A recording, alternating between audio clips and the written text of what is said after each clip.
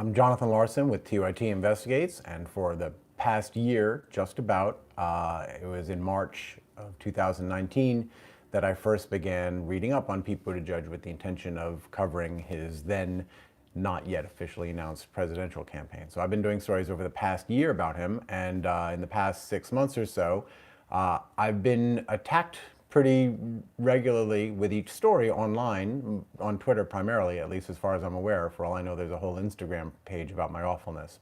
And the attacks usually came in the form of accusations that my stories were either made up and or reflected a political bias for Bernie Sanders, or reflected my own homophobia against Pete Buttigieg, or in a logical twist that I was never able to quite reconcile, that I was doing these stories because I was racist. So I want to address all of that, and I also want to, as promised, offer an apology. Sorry, I just touched my face. It's very bad, and you're not supposed to do it because coronavirus.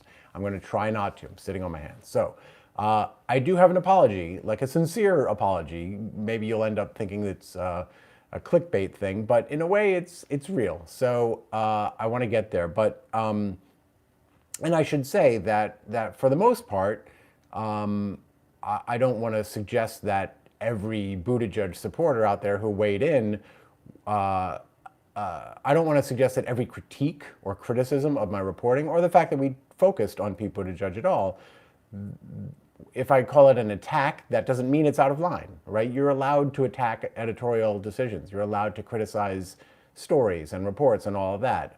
So I'm mostly referring to when it became ad hominem, right? If you want to offer a substantive critique or criticism of my reporting and our editorial decisions, I'll probably be second in line behind you, because I always can identify things that I think we should have done better. So if you ever mistook my position as being one that everything we were doing was perfect and unassailable, then I apologize, because that is not my position. So I'm going to quickly run through some of the stories that we did beginning in April of last year. So the first one we did, the very first one, actually wasn't about race, I thought, at the time. We found out that the county had destroyed his 2011 mayoral campaign finance records, and in accordance with state law, I should note. And I asked the campaign, hey, did you happen to keep copies? And generally, politicians, when they get money from people, they tend not to throw away the receipts. They tend to like to keep track of who gives them money, how much, and how do I contact that person in the future? So typically, campaigns hold on to that kind of information. The campaign never told me whether they had those records or would release them. So that, to this day, never happened. Of course, the secret South Bend police tapes were kind of like the big brass ring in terms of South Bend journalism. And my thinking on the tapes initially was that I don't have to listen to the tapes to find out whether there was racism within law enforcement in South Bend. And so I asked around, and I heard from people, people from the law enforcement community, people with criminal records, who told me about uses of racist rhetoric. Eventually, I heard other instances of excessive force, things along those lines, some of which had been previously documented or alleged in lawsuits, some of which had never come to light, and some of which, it may be, are not actually true, right? Allegation is not automatically truth. We also did a story working with Jeff Harrell, who used to be a staff journalist in South Bend, about Jihad Vasquez, a 16-year-old black boy who lived in South Bend, and in April of 2011 was found hanged, dead, from a utility tower just outside South Bend. So it's within the county, the same jurisdictions of county law enforcement that also overlap South Bend. And we reported, I worked with Jeff on the story, it's his story, but we reported that that his mom, Jihad's mom, Stephanie Vasquez, had gone to Buttigieg for help. We documented by finding in the minutes of the city council that Buttigieg was at the meeting where she claimed she spoke to him personally and told him her story, asked him for help. She was told call my office. We'll deal with it later. She called his office, she tells us, and never got put through, never got a response. I also obtained part of a secret state police report, an investigation on Pete Buttigieg's first appointed permanent police chief. He had an interim police chief after Darrell Boykins, the city's first black police chief. Then he appointed a guy named Ron Teachman. And there was a secret state police report into a controversial incident where Teachman allegedly did not back up a black lieutenant on the force, a guy named David Newton, during an incident where witnesses alleged that there were guns involved. It was a fight involving a large number of people.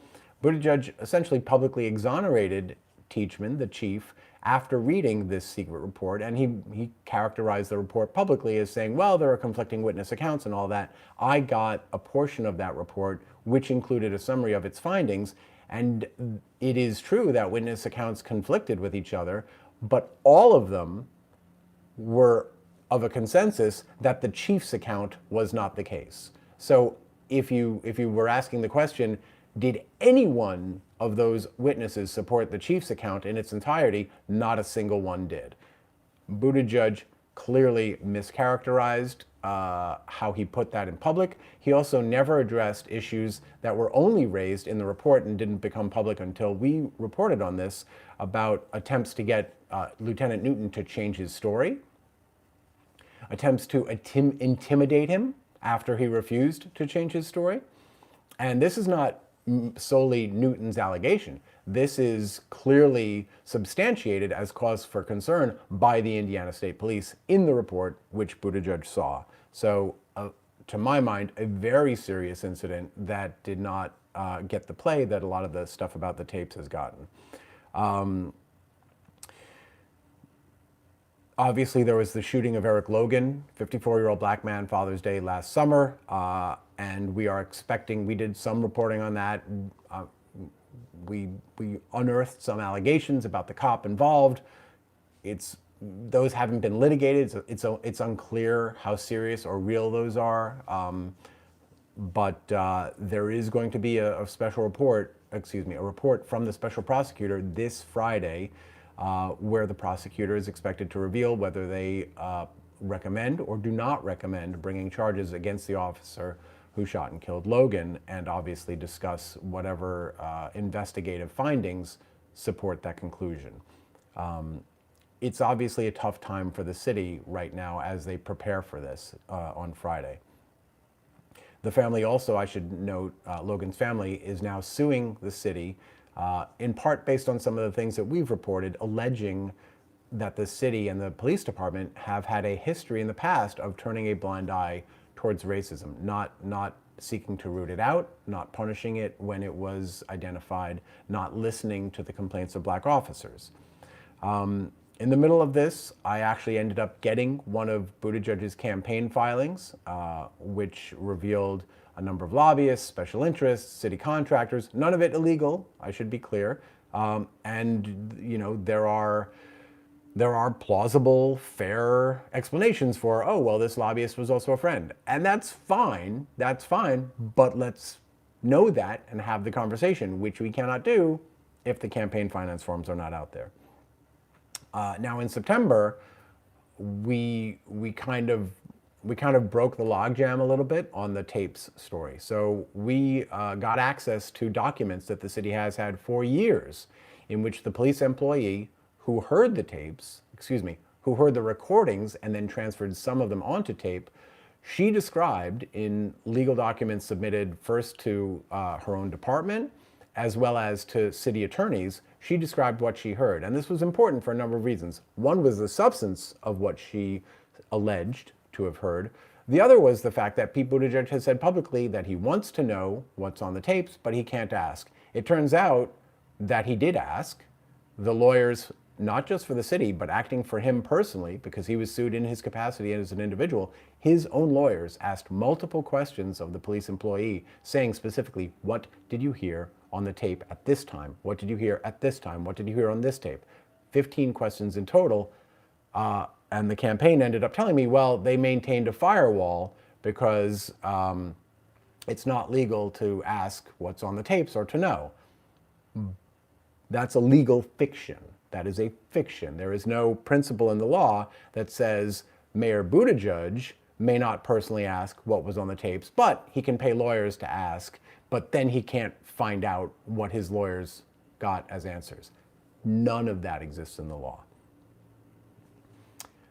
Then we got and reported on a deposition that was given in 2013 by his chief of staff, who, of course, until yesterday was running his campaign. That was his campaign manager, Mike Shmuel. And in it, Shmuel reveals, let me back up, take a quick sidebar.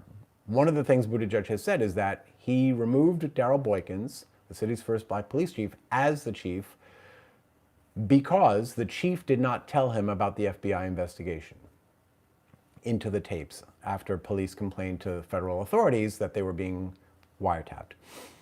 It turned out, it was revealed in this deposition in 2013 that Buttigieg knew before his chief did that this was happening. And by the way, there's no one seems to have asked, why didn't Buttigieg tell the chief when this came to light?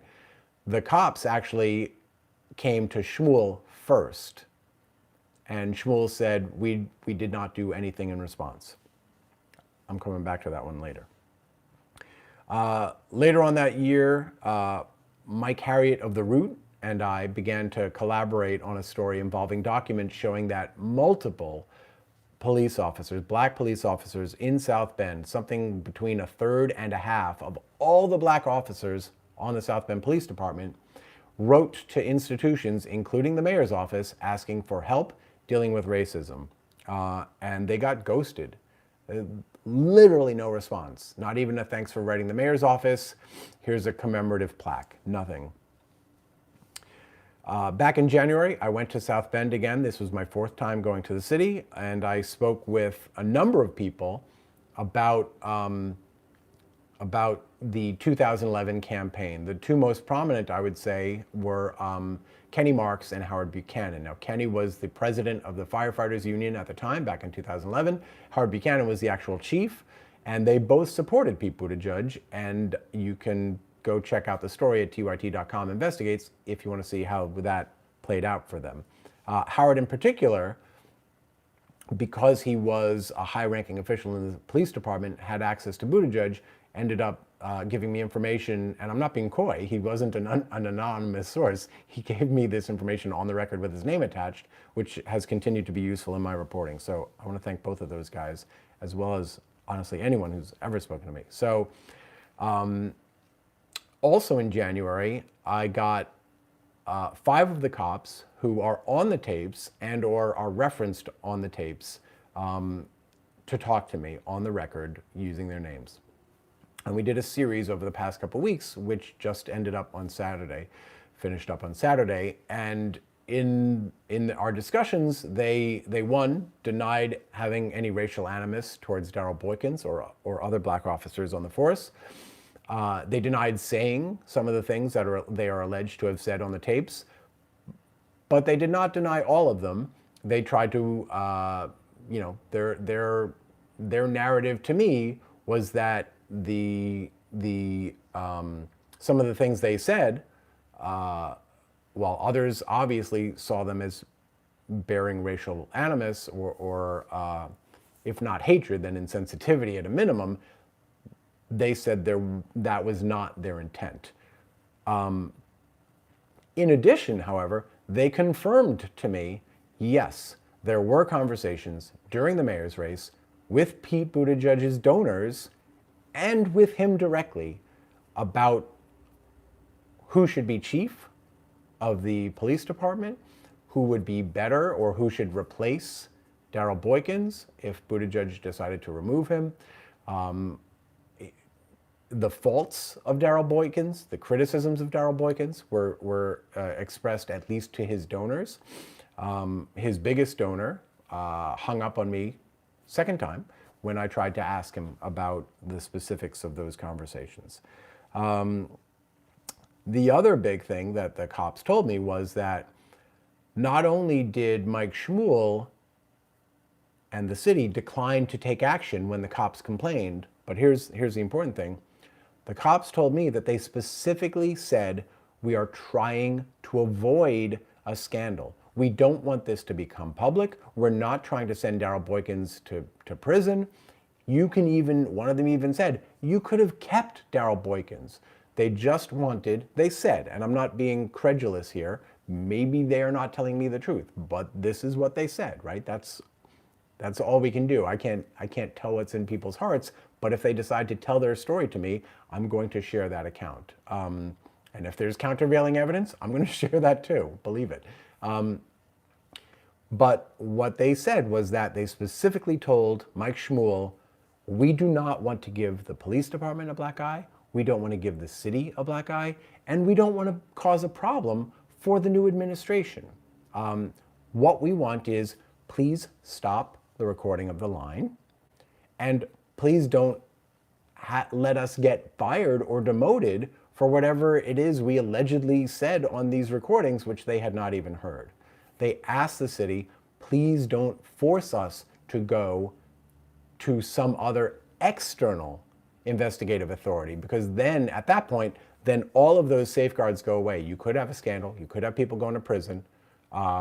They said that is not our goal. We just want those two things to stop. The threats to our careers, which they alleged, and that's not been stipulated. You know, we don't know how true it is that Boykins threatened anyone's career, at least as far as I'm aware, and to stop the phone recordings. And according to these cops, Shmuel called them back the night of that meeting or the afternoon and said, I've spoken to the mayor, we're not going to do anything. That decision, that one decision not to do anything, meant that they would go to the feds. They said, you've left us no choice. Once they go to the feds, they set the wheels in motion for a scandal that continues to haunt the police department. White officers and black officers alike are haunted by it, both in terms of their internal relations, but also with the community. Anyone in the community, they get a white cop showing up, the instantaneous reaction is, oh, are you one of the ones on the tapes that said racist stuff? If a black officer shows up, oh, really? You work with those guys? You're going to get their back? Is that it? You're continuing to work at the South Bend Police Department? So it has been polarizing, and they don't have the information, so they can't even move past it. The suspicions continue to linger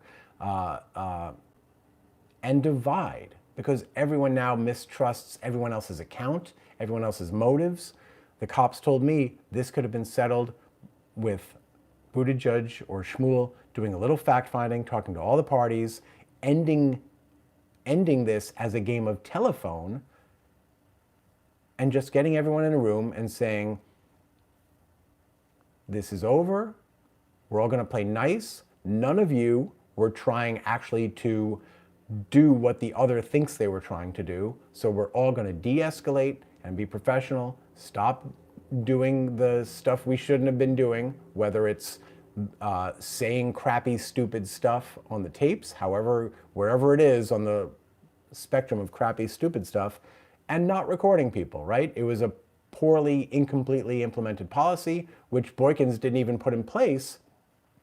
He just wasn't sufficiently proactive to interrogate what exactly is this policy and how exactly should it be implemented and not implemented.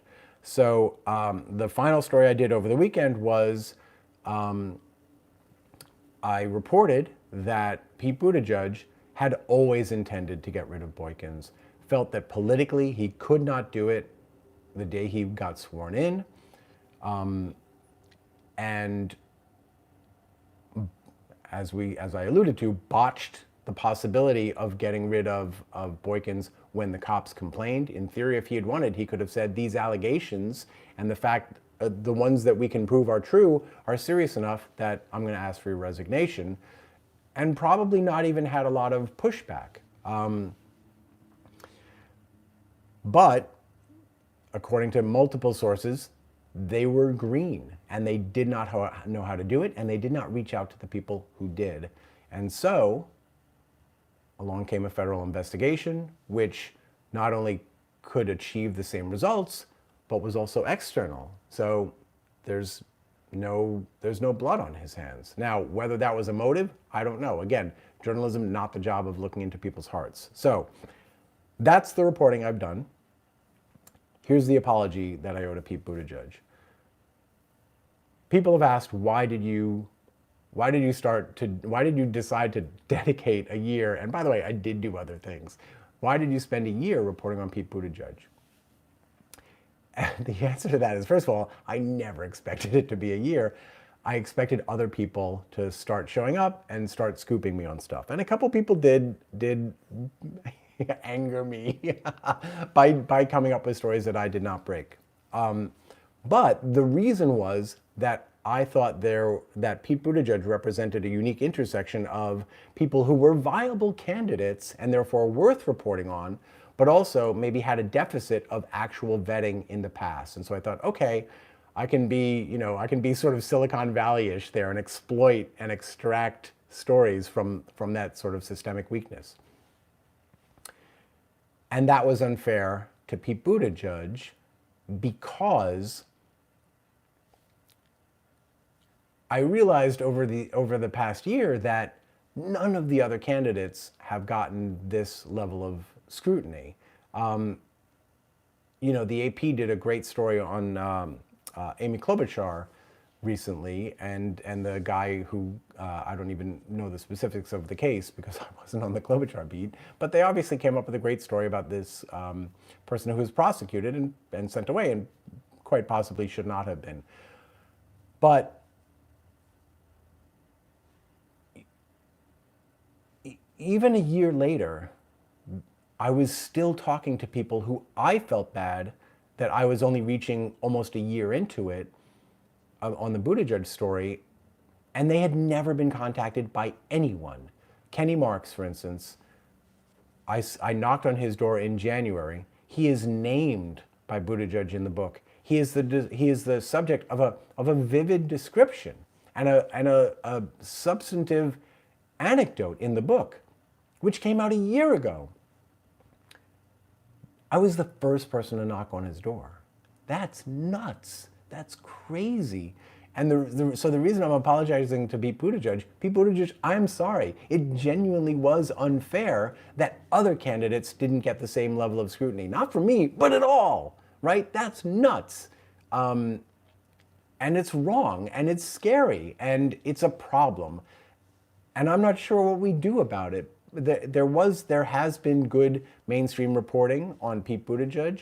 I'm going to name Michelle Smith of the AP because she was gracious enough to include a citation of our work. Others have done good reporting as well, but they didn't cite us when they were getting, material that we had first brought to light. So I'm not going to name them because I do have some pettiness. But so in terms of political bias, so let's go back and address the accusations. In terms of political bias, the big talk now is how Buttigieg's departure is going to help Joe Biden, which I've said all along could be a possibility, but no one has accused me of doing this for bias towards Joe Biden. And by the way, helping Joe Biden means hurting Bernie Sanders, who is the guy that everyone thought I was in the tank for. So consider that, right? TYT has spent a year almost with your financial support funding investigative journalism that is going to redound to the benefit of Joseph Biden of Delaware. So I hope people will keep that in mind when they assume this political calculus is behind every investigative decision. You don't have to trust me, but just keep that real life example in mind, please. The other accusation or accusations was, I'm racist, I'm homophobic. Anyone's answer to whether that's true should not be no, right? Because the minute you say, oh, it turns out I am pure in that regard, then you no longer have to do the work of being on the lookout for how it may rise up, despite all your conscious best intentions, right? That's the whole point of inherent bias, is that it operates without us knowing it. So if we assume it's in there, then we can evaluate all of our decisions through that lens. And we're not going to be perfect. We're still going to mess up, but at least we're on the path of doing that work. And at least we can try to consciously tip the scales back when if our subconscious is tipping the scales in a way that they shouldn't. So the thing about accusing a journalist of reporting fact X because they have some deficiency is that first prove that X is wrong, then come up with a motive, right? If you want to, everyone skipped the here's what's not true part about what we reported and went right to here's why it must be a lie. That's not how this works, guys. And when I say this, I mean adulthood, right? You don't assume that something someone tells you is not true because you don't like it, and therefore it must be a lie because that person must have a reason to lie. That's just crazy sauce. Now, I should be clear, some people have accused me of lying or whatever. One of the cops went on the radio back in September, maybe October, and said we had made up the documents that I was reporting on. Just made them up, apparently. Apparently, I don't know if you've seen my thumbnails, but apparently secretly, I'm really good at Photoshop. And I made up these documents. Now, that cop has since said to me, and therefore potentially publicly, literally the phrase he used, well, I asked him, I said, you do understand at this point that I did not make up those documents, correct? And his response was, and I'm being a little glib here, but he literally said, my bad, which I give him credit for. And a lot of the other complaints about the accuracy of our reporting has been things like, well, you didn't include that the judge said he was breaking the law. Well, just because I don't include something doesn't mean that I'm lying. If I say he wasn't breaking the law, then I suppose it's fair to say, well, you should have included that a judge said he was. What we did report on a fairly routine basis was that the U.S. prosecutor, the United States attorney, concluded that the lines were mistakenly recorded and that no federal prosecution was warranted. Now, just because other judges in their rulings have said, that the taping was a violation of the law, does not oblige me to include that when the person who actually does the prosecuting has already said, we're not going to prosecute. So that was kind of like, that was the proof that I was lying, was I left out facts that they wanted people to know. And literally, Mike Harriot, who I collaborated with, I mentioned on one of these stories, the story that we did together, which he wrote, but we reported together, the Buttigieg campaign contacted him afterward. They asked him to rectify inaccuracies in the story, which of course made me worried. I don't like inaccuracies in my stories. My job is to prevent their existence therein. So Mike asked them, can you give us a list? I may be wrong. They may have provided the list as well. There was literally nothing in the story, in their list, that said anything was inaccurate. It was all, can you please add this for context? Can you please add this? Can you please add this? That's different from an inaccuracy. And I will say that, the campaign started off calling our reports unsubstantiated, which is basically, if I'm a journalist, the way you're supposed to hear that is, it's true, right? Because if something's false, you say that's false. You don't say it's unsubstantiated. Unsubstantiated is basically, you can't prove it, ha ha. That's not a denial, right? So when I hear that, I think, awesome. Because why can't I substantiate it? Because you won't release the documents that you have. So you're right, it is unsubstantiated. You can rectify that at any time. Go right ahead. And just for one last back pat, back in October, I think, the president of the Common Council in South Bend, who is an ally of Pete Buttigieg, issued a press release, and this has a lot to do with local politics and him, I'm assuming, I believe, wanting to take a shot at his local media. He issued a press release talking about how our reporting had surfaced more, I think, insight and information than any other outlet in the past 7 years. And the Buttigieg campaign themselves, in their back and forth with Mike Harriot over at The Root, they were citing our previous reporting as like, here, you know it's true because Jonathan already reported it. I'm like, oh, apparently now I'm substantiated, I guess. So anyway, that's the long and overly boring saga of Pete Buttigieg, who genuinely, I think, deserves the apology for having gotten this level of scrutiny when no one else has. The remedy, however, of course, should not be that no one gets this level of scrutiny. The remedy should be that everyone does. Now, with that said, let's see what you folks have to say in the chat. And if you're new to TYT Investigates and TYTI Daily, what's the word? Subscribe. That's the word I'm looking for. So that would be one thing.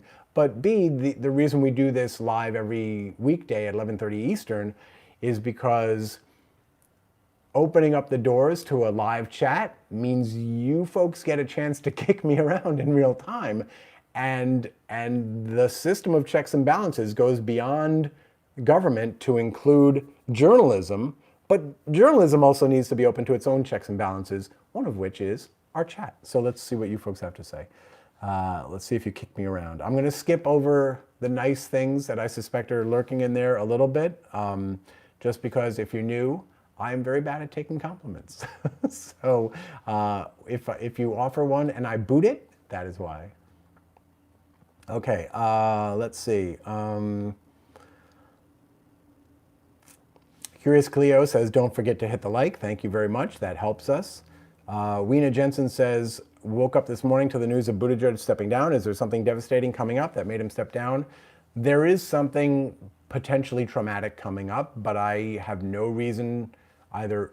I have no inside info nor external reason to believe that they're related, which is on Friday, I think I mentioned this, the special prosecutor is expected to release their report on the shooting death of Eric Logan. And as far as I'm aware, there has been no evidence that has come to light suggesting that the officer did anything wrong in the shooting, other than, of course, not activate his body camera. So my guess would be that there will be some recrimination for not having activated his body camera, but there is, as far as the public is aware at the moment, no evidence showing that he acted wrongly or did not take the appropriate steps to de-escalate, et cetera, et cetera. So if you are in South Bend, if you are not in South Bend, if you're invested in this case, you should be prepared for the possibility that they are not going to recommend charges against the officer.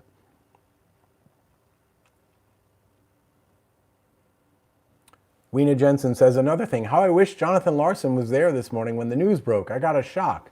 So I'm not sure what I would have done there because I don't really do like political coverage of that sort. I'm not like, it's funny because I see a lot of stories on, I've recently noticed that like a lot of stories on the primaries and the caucuses are like, I'll see it says analysis of what happened in Iowa last night.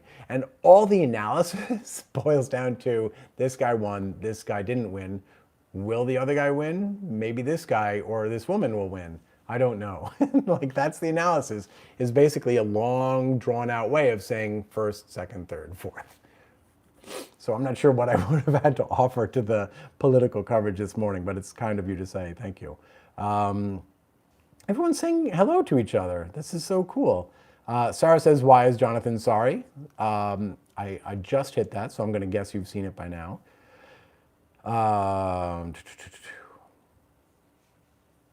Weena Jensen says, I may be exaggerating, but I have a feeling that Jonathan's work on Buttigieg has contributed to the downfall of Buttigieg.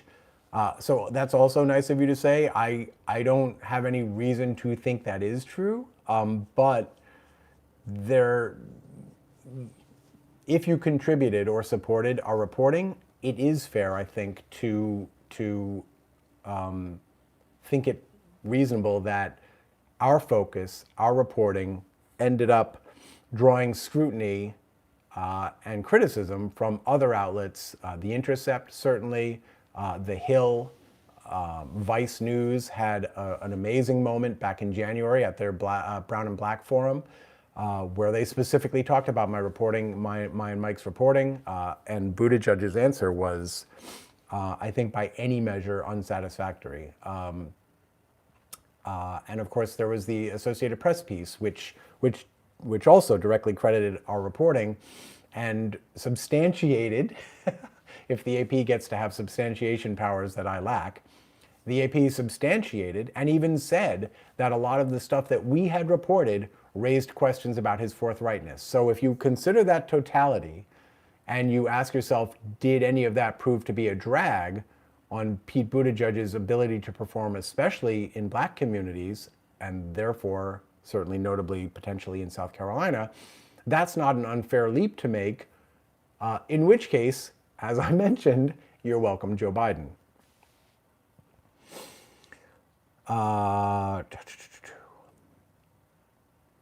Sarah says, wait, and that's why JL is sorry that the truth took down Buttigieg, or is it a bit of sarcasm? So as I did mention earlier, Sarah, it was unfair to Buttigieg in that no one else actually did get that level of scrutiny, and everyone should have. Everyone should have. And I don't even know what to do about that, right? I would have loved to have had the resources to have put that much energy and time and focus into each individual viable candidate. I would have loved that. What a dream team that would have been. But we don't. So then the question is, well, then do you dilute it, right? Should I have spent the last 11 months being equally shallow on all of them? Is that really the right answer? I don't know, but I will say that, I had lunch recently with a friend of mine who's at one of the networks, and Mark Halperin, if you know who Mark Halperin is, he became famous essentially as an embed during the Clinton campaign in 1992, and he became famous as an embed because he actually broke stories. And I think to some extent, and I knew Mark because we were both at ABC News in the 1990s. And to answer your question, I was not aware of and had no inkling about any of the stuff that has come out later. And I'm not sure any of it even is alleged to have happened while I was there.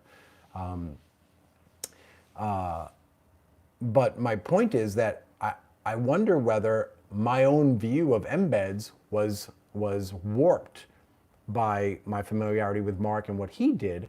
And so I thought that the job of an embed was to go out and break stories. You've got the access. What is it good for if not for breaking stories?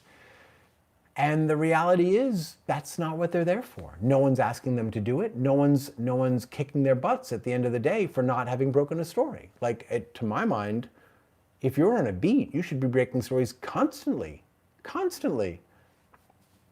And obviously, if you're traveling around the country with Pete Buttigieg, that's not ideal for breaking stories about what happened in South Bend 8 years ago, but it doesn't preclude you from doing it either. So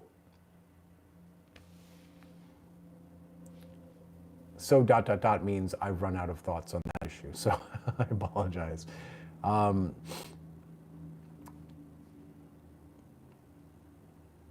Sarah says, I can't imagine Jonathan being sarcastic. No.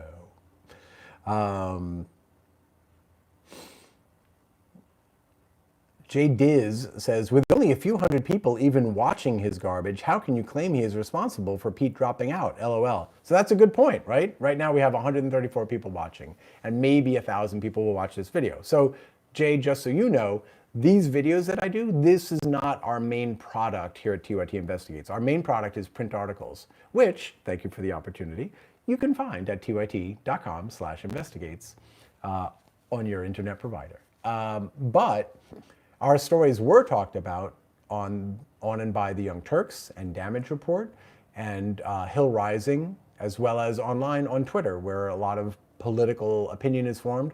Oh, MSNBC talked about our reporting as well. They had Mike Harriet on TV on Joy Reid's show, AM Joy.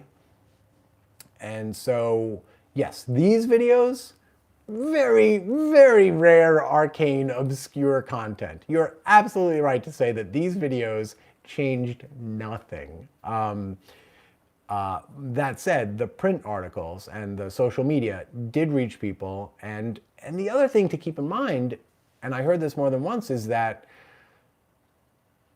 the mainstream media it's not unusual for mainstream media to just blank out and ghost issues that are of concern to I was going to say the black community. There's more than one black community, to black communities. But Kenny Marks, for instance, told me that after his experience with Buttigieg in 2011, he had been the IAFF local president, right? So when you're president of your local, you're going to interact with other presidents of other locals around the country. And so when Buttigieg became a national figure, Kenny told me he heard from other presidents, people he had known back then who knew him, knew he was from South Bend. Tell me about this Pete Buttigieg guy. Why? Because they weren't hearing it from the mainstream media. The mainstream media does not serve them the way it should. No one does. So they have networks. They rely on each other, whether it's social media or literally some of the old folks just pick up the phone and say, tell me about him. And they do. And so I know that that's been the case with some of my stories as well. So if you want to look at the view count on my videos, fair enough. Shot, well played, shot taken, incoming, you've hit the target, absolutely. And everyone who's annoyed at Jay for bringing this up, by the way, you can go out there and share these videos now and change that. But Jay, to my point, to sum up, these videos are not our primary product. It's the print articles, which we then disseminate via social media. And that's where they tend to get their pickup.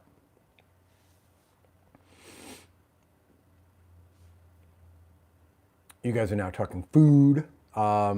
Reality Check says, hello, Mr. Larsen. I'm a longtime viewer, first-time commenter. Just wanted to wish you well with all the free time you're going to have now that Mayor Pete dropped out. So my family is literally like, oh my God, we have Daddy back.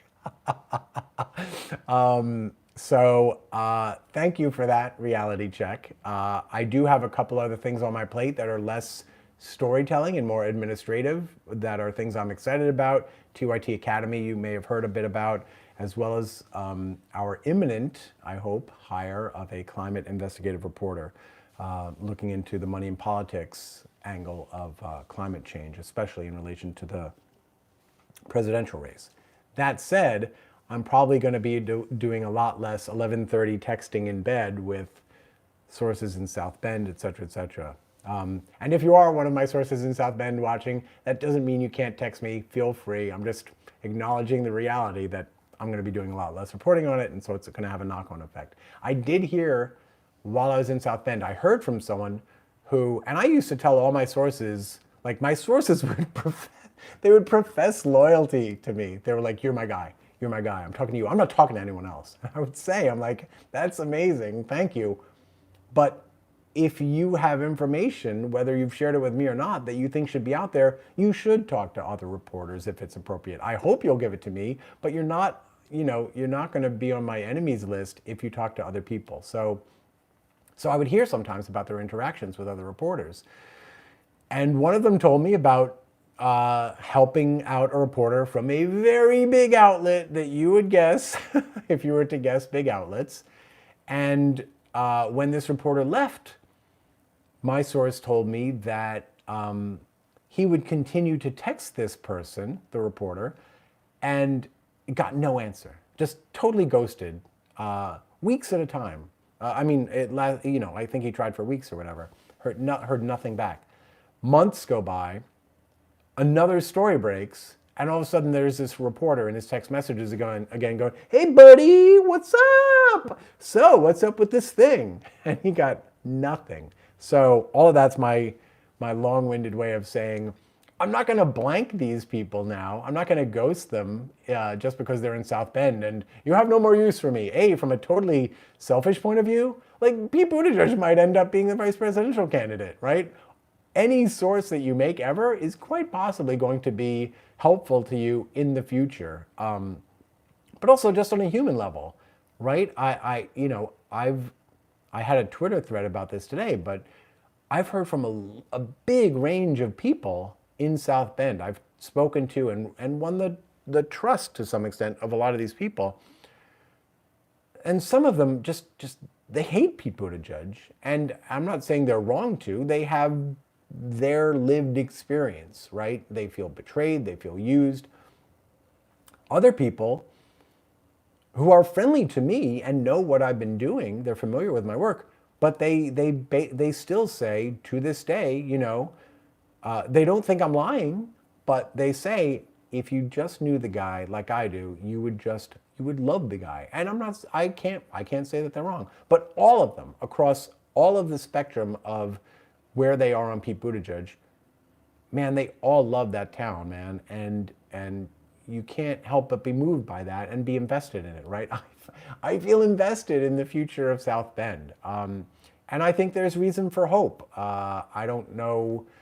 I know that James Mueller, the new mayor, was a childhood friend of Pete Buttigieg, and I think there are probably positives and definitely negatives that may come along with that. I think fear of ticking off or angering the Pete Buttigieg power sphere in South Bend is still a very real factor, and that's not a good thing. That's not a healthy thing for any democracy. And South Bend is a one-party town. So you will have Democrats in there who talk a lot like Republicans, and if you're not from South Bend, you'll be like, wait, you're a Democrat?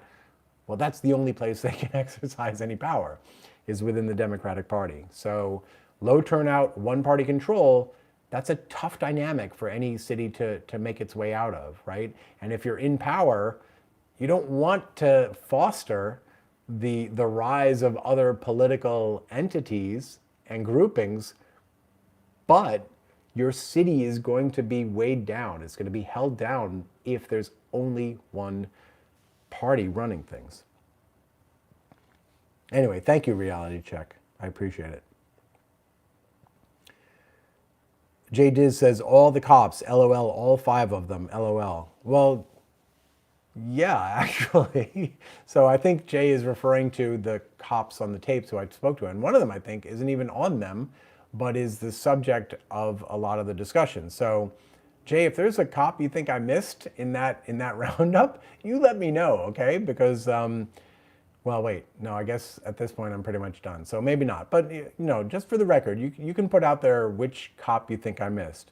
I would certainly love to get Darryl Boykins on the record. So I absolutely concede to you, Jay, that there was more that I could have done. The real problem is that other people didn't do that, right? I should not be the outlier in terms of however much depth or whatever. Reality Check apologizes for spelling my name wrong. It's quite all right, but as someone of Scandinavian descent, I appreciate your attention to the spelling of the surname, which actually does signify something. Let's see. You guys are talking a lot about food here. Stacy Fisk says, sorry, no one wants to hear you apologize to Wine Cave Pete. This is ridiculous. Fair enough. I just felt, Stacy, I felt obliged to sort of do kind of a wrap up, a button, since it's been almost a year and a lot of people are here because of our reporting on Pete Buttigieg. So I thought people were kind of owed my assessment of where we are today and how we got here, kind of thing.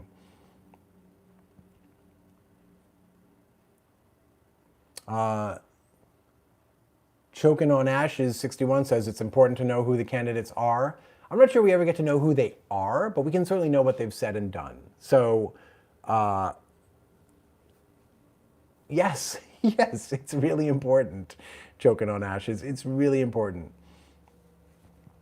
Imperator 1 says, additionally, I do not think it's fair, productive, or helpful to apologize for independent and investigative reporting. So in that sense, I was being wry, shall we say, Imperator 1. I'm not apologizing for the reporting. I'm apologizing for the fact that I'm saying I am sorry, which is, I think, different than apologizing maybe, although, yeah. So I'm sorry that he ended up getting hit with a degree of journalism that others didn't get hit with. I think they all should have gotten hit with it. So I don't think that I shouldn't have done it. I don't think so. But again, maybe there's an argument that I should have given him 1/6 the attention and spread the rest of my attention to each of the others.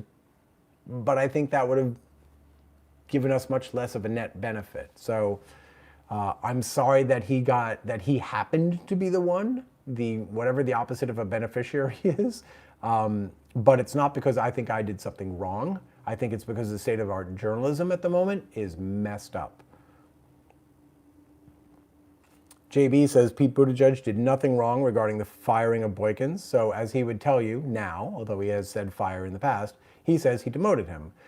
And that's a matter of opinion, JB. The problem with the demotion of Darrell Boykins is that even to this day, we are still not fully equipped to judge whether he did something wrong because we haven't had all the facts, right? If you think that Pete Buttigieg's donors pushed him to get rid of Darrell Boykins, and then he did, and you think that's not wrong, you're entitled to that opinion. But let's at least know whether those facts are true before we render that opinion. So I'm not sure how you know that he did nothing wrong. If you have information, then share it. But right now, as far as I'm concerned, we don't know. It's not criminal to get rid of someone your donors tell you to get rid of, although there are cases, I suppose, where that might be. But to just flatly assert that it's not wrong, well, we don't know. We weren't in the room where it happened. There's a lot of information we still do not have. Julie McKay says, no apology necessary. Thanks for all of these efforts. Thank you very much, Julie.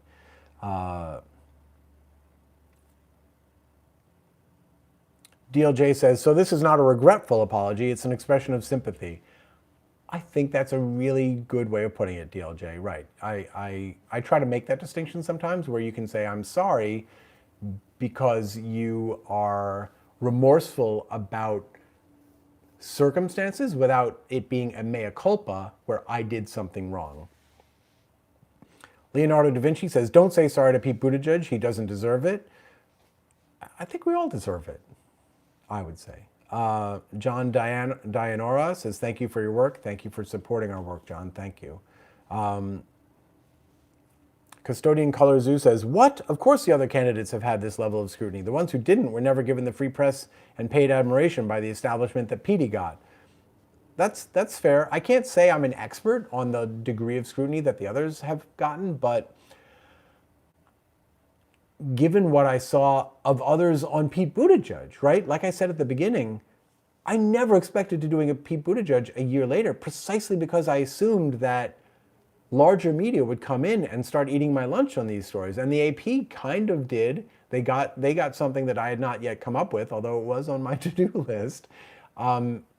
So they did, but that was like very late in the game. It wasn't sustained over time, and it was a one-off. It was a one-off, well done, investigative piece. They talked to a lot of people, but it was one of these things where they parachute in, they do, a good amount of work, and then they leave, which is basically what I did back in April, only in my case, it morphed into something more because I thought there is still more here.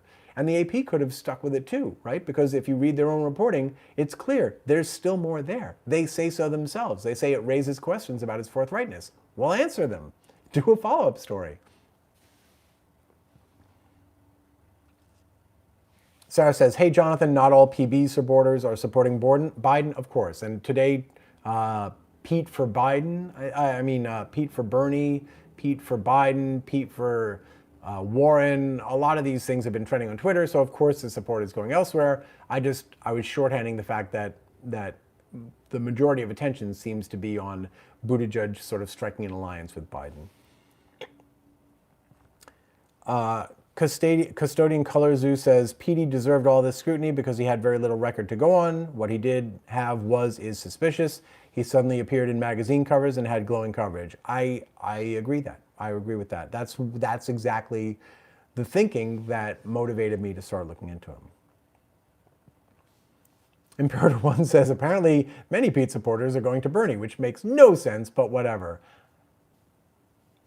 It makes sense because not everyone sees politics in the presidential race through the same kind of lens that we do. So I find it interesting when people make those calculations. I find it revealing, especially if there's no animus there. It's just like, oh, I also like him, or, he's got this priority, which I care about. To me, it's all interesting.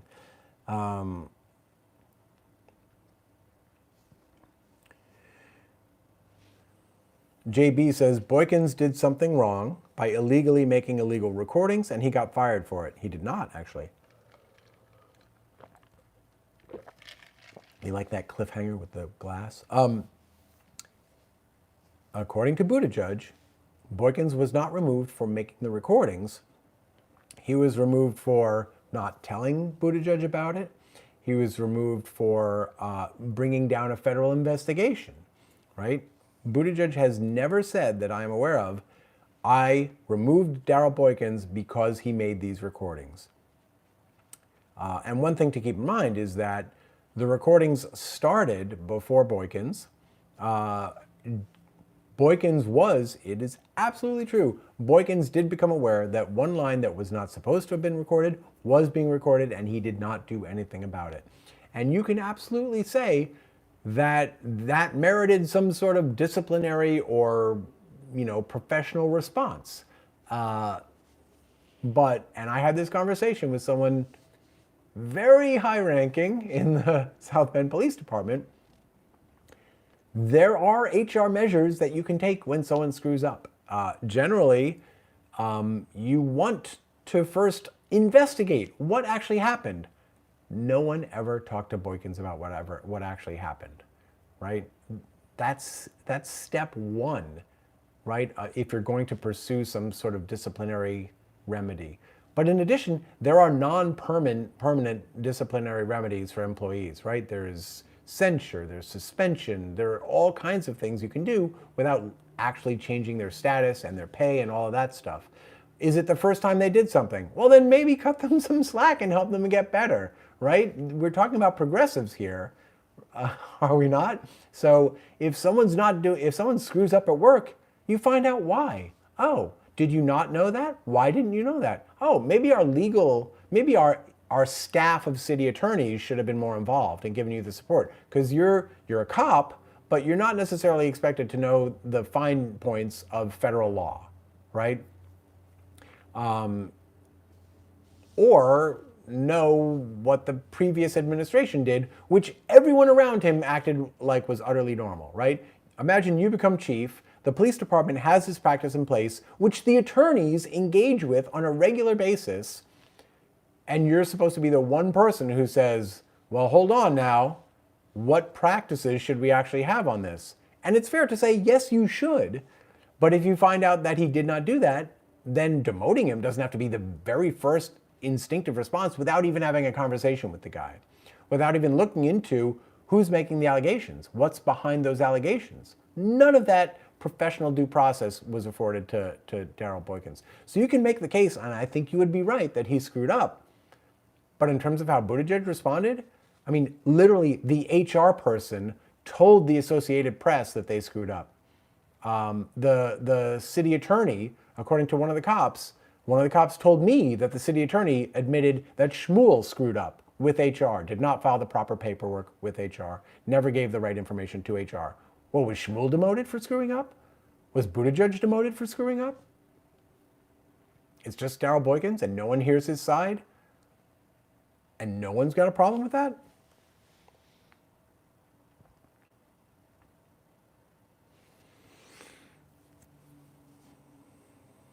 Sorry, it's an emotional time. A lot's coming out right now.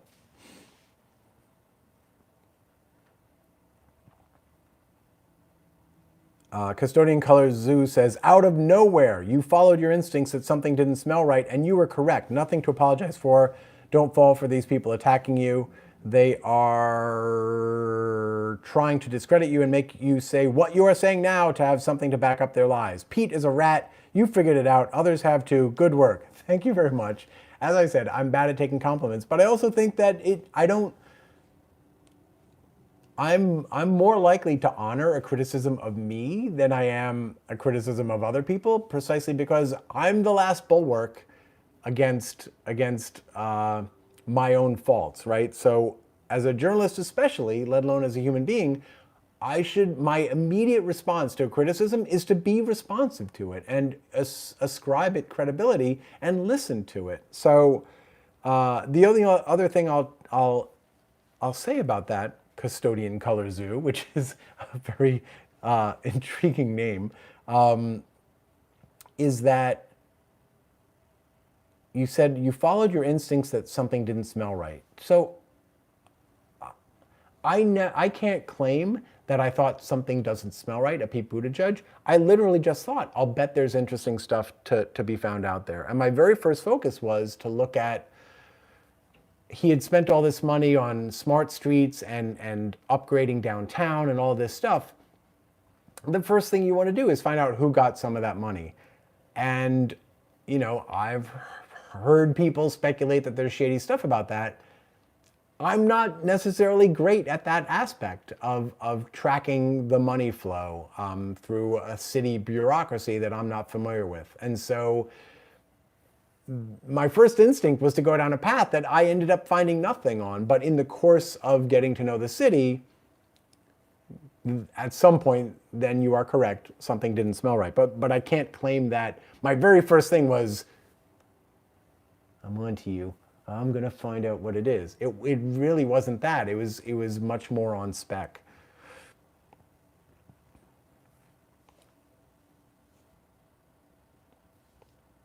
Sarah says, initially Pete was for Medicare for all, etc. So maybe people who liked him from the start and didn't stray when he started to change, they went to Bernie.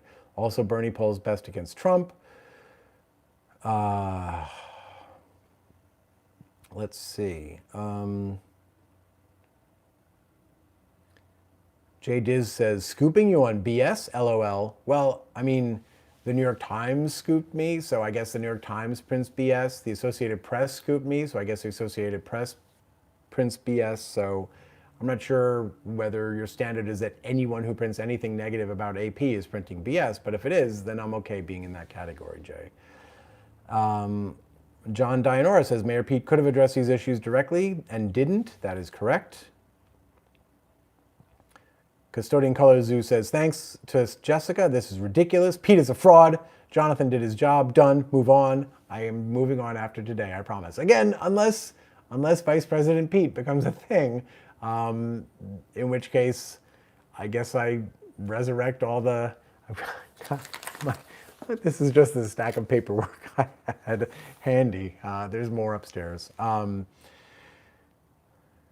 Imperator 1 says, unsubstantiated is lawyer speak. I know, I am one. Thank you for that. All